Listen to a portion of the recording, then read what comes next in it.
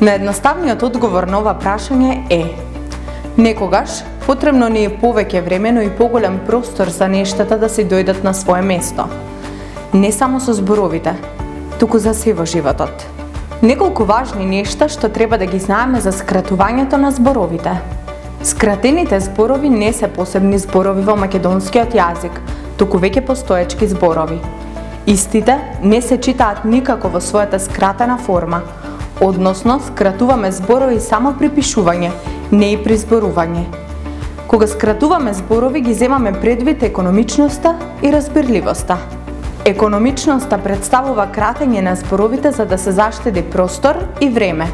Колку помалку букви останат при кратењето, толку истото е поуспешно. Но таа економичност воопшто не треба да влијае на разбирливоста, што значи дека треба да внимаваме скратените зборови да бидат разбирливи.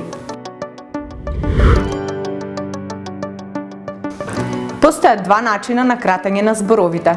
Со пишување на точка онаму каде што се крати зборот, например в, век, и пишување на цртичка помеѓу првата буква и последната, а во некои случаи дури и последниот слог, например ф-ла, формула. За тоа на кој начин и како можеме да ги скратиме зборовите, преку примери ќе објасниме во следното видео.